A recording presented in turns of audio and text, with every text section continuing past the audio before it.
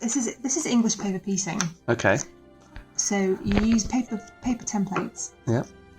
As a base to make a shape around, and cut them with a bit of a space to hem. Yeah.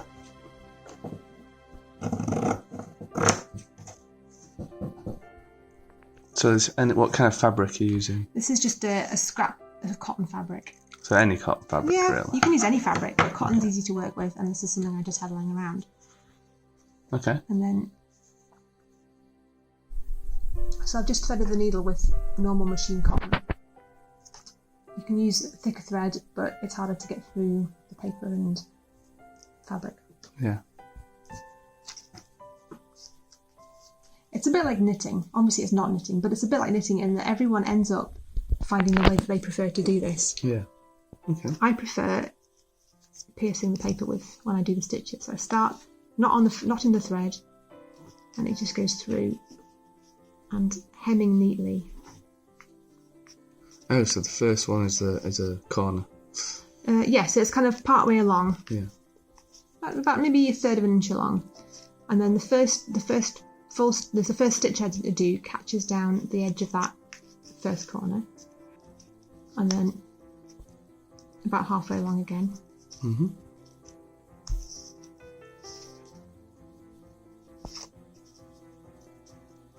So I only do 6 stitches per hexagon. Oh yeah, so halfway and then straight over the corner. Yeah.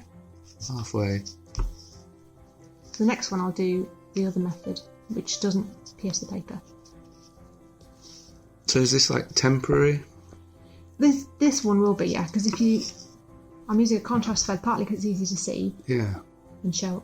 Yeah. And then partly because when I then take it apart, take the paper out later, I'll need to take the thread out. Mm. But you can do it so that all the stitching's underneath, which I'll do that next one.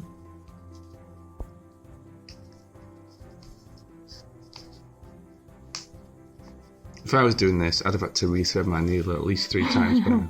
It's muscle memory, so yeah, to begin with, you stick yourself in the finger quite a lot, and yeah, drop the needle off the end of the thread. I usually leave a short tail about so much. Okay. That's one done. Done? Yeah.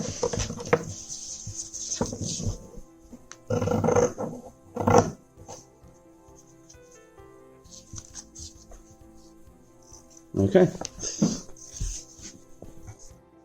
So still making the same shapes at the corners, same fold at the corners.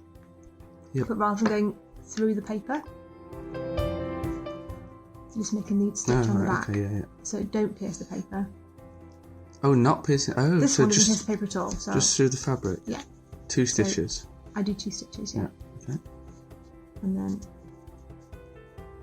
again, same set. Each corner gets the same stitches except the last one, which is slightly different. So skip straight past to the corners. Yeah. Nothing. Don't bother in the middle. If you were doing a larger hexagon, you would need to do something in the middle probably for this. Okay. I mean, you could just do one, but it's a bit floppy to do that. Yeah. So the 2, yeah, that pulls it in tight. Yeah. Just catching that edge down.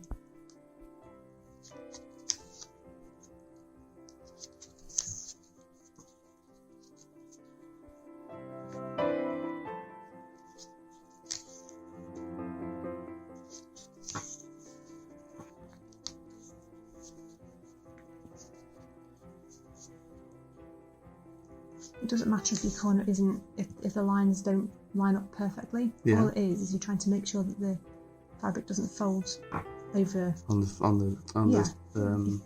it sticks out a bit, you're not going to have a hexagon. It's not going to join up quite so neatly. Yeah. So it's just the front side that you need to be neat. Yeah. Yeah. Okay, so that's all 6 done, and I'll just finish off by a single tucking under stitch. Okay. And then cut it off. So you're not tying these off? No. Okay.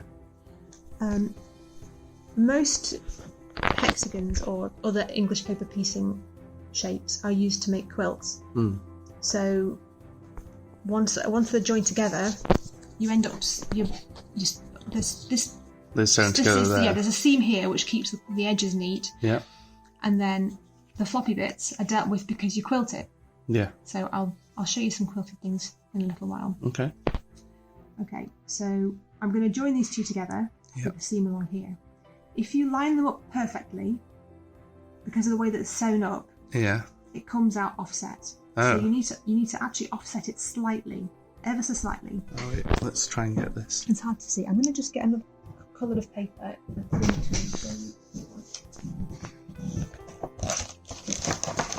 So, yep, just a tiny little bit. So one slightly lower. One's just a little bit further along the one direction.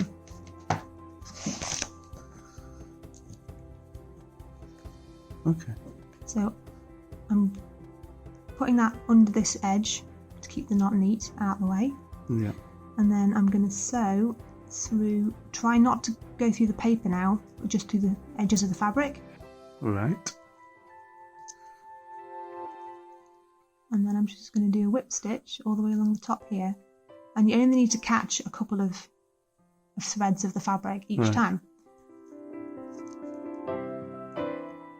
So this is much slower. The hemming, the seaming is much slower than the hemming. Yeah. So yeah, moving along. Maybe 2 or 3 millimeters. Yeah. You can do more or less, and sometimes you have to fudge it a bit when you get to the end. But if you do really big stitches, it offsets it more. So would this normally be in a So I would use white for this. Thread that you don't want to contrast too much. It's going to be visible on the front, unless you actually wanted it to show. Yeah. In which case you. So you're going to see that little stitch there. Yeah, but they're only tiny stitches. Yeah. So that's what, probably 0.5 millimeter long. Most of the length of the stitch is hidden on the back. It doesn't matter if you go through the paper. It just makes it harder work.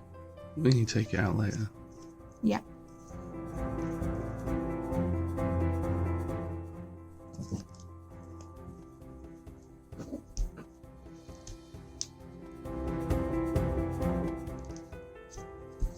One thing I found myself doing quite a lot when I started was I'd get to the end of a seam and there'd be like this line, and it's because it got caught around another piece of thread of the fabric. And when you've done a third or extra hexagons, when you join more than one together. Okay. So you need a sharp needle for this. Yeah. I think I usually use a number 10, so quilting or betweens, something sharp, but a tapestry needle is no good. Yeah, I found that. You can't sew silk with a tapestry needle. No.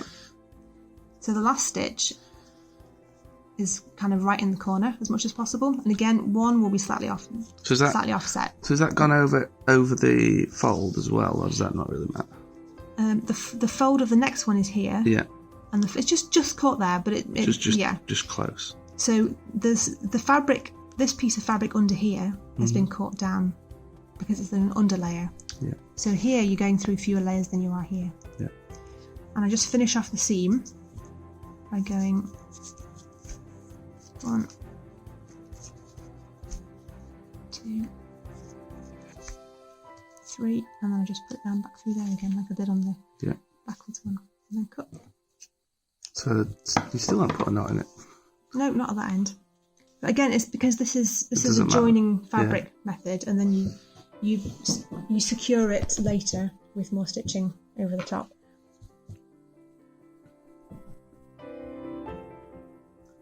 I believe, or I've seen it on the internet, that you can do this. You can actually do English paper piecing or use hexagons with a sewing machine, but you have a Y seam, which is you've got this. So yeah, so how are you going to do this offset now? Exactly the same as I did the other one. So there's just another piece of floppy bit in the way. So the bit that you're So this is my seam here. Yeah. So they're lined up along this edge here. Yeah. And offset ever so slightly on this corner. So the edges are perfectly aligned. Yeah, pretty and then much. you move it slightly away. Yeah. Okay. Interesting. And it's slightly off. The top one is slightly off to the left. If it's slightly off to the right, it's going to be wonky. Yeah, yeah.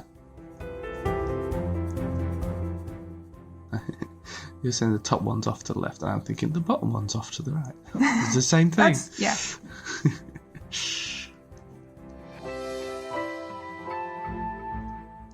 It's actually harder to do it this angle. I normally do it like right by my face, Yeah. but it doesn't. You can't really see on the video then. I know when we make the knitting videos, trying to knit things in shot, it's really difficult. Yeah.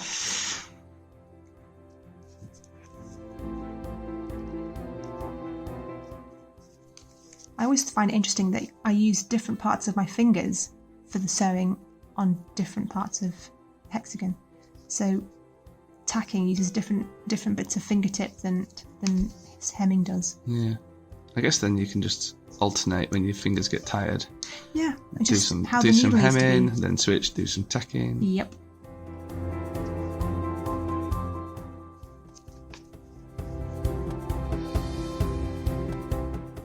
So that's probably a little bit close. Yeah. So I'm just gonna move it along a smidgen. Now I've seen, so these paper pieces are fairly simple. Yep. But I've seen you do like layered pieces, embroidered pieces. Yeah, it's like anything. Once you get the hang of the basics, you can experiment with it. So there are people who use this as their art form, either as a basis for sewing onto or quilting onto, or making small art textile pieces. It's like anything. Once you know what you're doing, you let your own creativity roam. A bit more. This is a full quilt of hexagons. Wow. So these are all joined together first in a diamond shape. Yeah. And then joined together. Same method as you just demonstrated. Same method. So rather than having a flower, I've got a diamond of 16 hexagons. Yeah. So these would have had the papers taken out before I joined the edge ones together. Yeah. And then the border is also hexagons. So these will have just been trimmed off at the edge, just cut in a straight line. Well, look at that. There's a seed stitch on there. Yeah. Get you going. I'm cheating. I knew what it was called. And then that's clearly a seed stitch. And then so this hexagon goes right up to the edge under the binding. Okay. And this is a half hexagon. So I've just cut this one off. Oh yeah, I can see that. Yeah. But the seed, so it's quilted through the fabric on the top and bottom and the wadding in between. And these ones. So those seed stitches go all the way through both. Yeah, this is the quilting stitch, so it makes the fabric much more robust. Yeah. These ones, where the little buttons are sewn on, the button